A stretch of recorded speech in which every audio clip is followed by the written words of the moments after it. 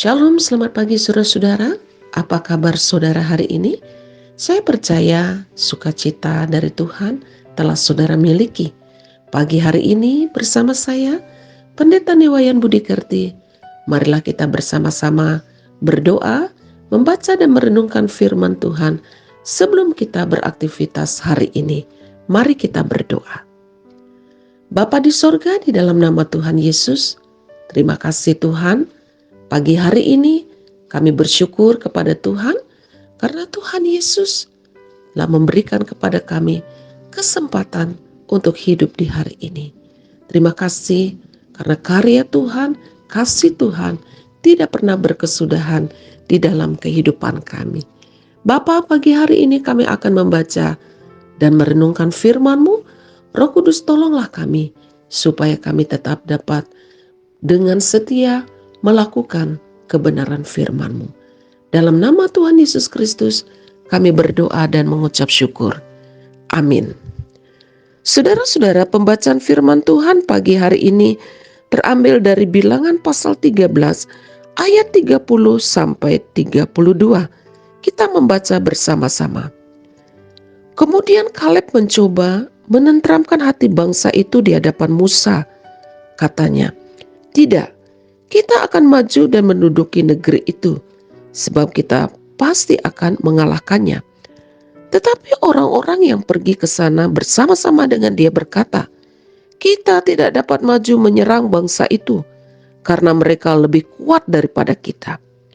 Juga mereka menyampaikan kepada orang Israel kabar busuk tentang negeri yang diintai mereka dengan berkata, "Negeri yang telah kami lalui untuk diintai adalah suatu negeri yang memakan penduduknya, dan semua orang yang kami lihat di sana adalah orang-orang yang tinggi-tinggi perawakannya." Saudaraku yang dikasih oleh Tuhan, judul renungan kita pagi ini, lebah atau lalat. Saudara yang dikasih oleh Tuhan, pernahkah saudara memperhatikan apa bedanya lalat dan lebah? Salah satu perbedaan utamanya adalah ketika ada sisa-sisa makanan busuk, ada bangkai, ada sampah, lalat akan selalu datang berkerumun. Sementara saudara-saudara, kalau ada bunga yang sedang mekar, lebah akan selalu datang. Kita tidak pernah menemukan lalat mengerumuni bunga, atau kita tidak pernah menjumpai lebah mengerumuni sampah. Saudaraku yang dikasih oleh Tuhan, lebah dan lalat memiliki insting yang berbeda. Lalat lebih suka dengan hal-hal yang kotor sehingga menghasilkan penyakit, sementara lebah lebih suka hal-hal yang manis dan dia akan menghasilkan madu yang bermanfaat bagi kesehatan.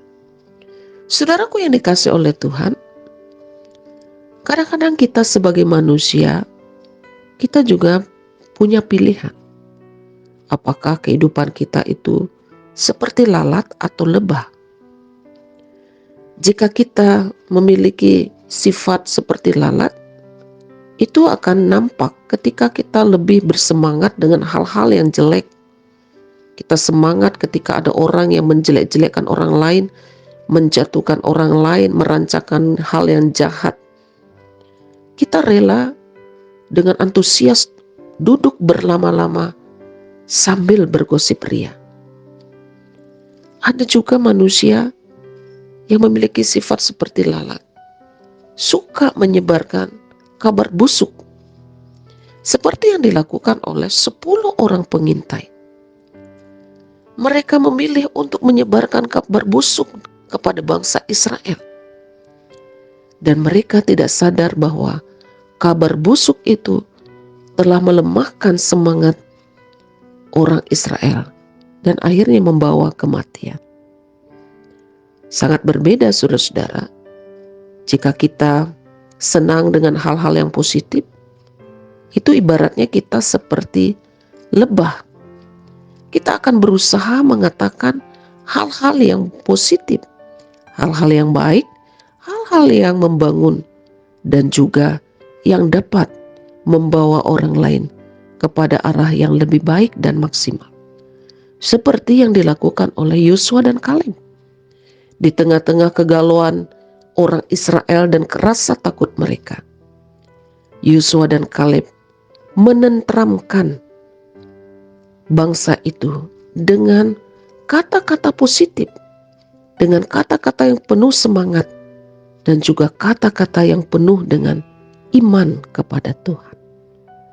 Saudaraku yang dikasihi oleh Tuhan, semua perilaku kita yang nampak tentu saja dipengaruhi oleh apa yang ada di dalam diri kita. Mengapa Yosua dan Kaleb memiliki sikap yang berbeda dengan 10 pengintai lainnya? Karena Yosua dan Kaleb telah mengalami dan telah hidup di dalam Tuhan dan melihat bahwa Allah Israel adalah Allah yang luar biasa. Saudara, inilah yang membuat Yosua dan Kaleb memiliki iman yang bertumbuh dan yang positif. Saudaraku yang dikasihi oleh Tuhan, sangat penting bagi kita membiarkan Kristus bertata di dalam hati kita. Sehingga jika Kristus yang berdaulat bertata dalam hati kita, maka kita pun akan mengucapkan perbuatan-perbuatan Tuhan. Apa yang Tuhan ingin nyatakan. Ketika kita mengizinkan Tuhan yang menguasai kehidupan kita, maka kita akan menjauh dari dosa. Kita akan memilih mengucapkan hal-hal yang manis, yang membangun, dan yang dapat memberkati orang lain. Saudara yang dikasihi oleh Tuhan, bagaimana dengan kita? Apakah kita seperti lalat atau seperti lebah? Mari kita merenungkan firman Tuhan ini. Tuhan Yesus memberkati. Amin. Mari kita berdoa. Terima kasih Tuhan untuk firman-Mu pagi hari ini. Tolonglah kami supaya kami menjadi pribadi yang menyebarkan kebaikan dan menenteramkan banyak orang ketika ada pertikaian, perselisihan, kami boleh membawa damai.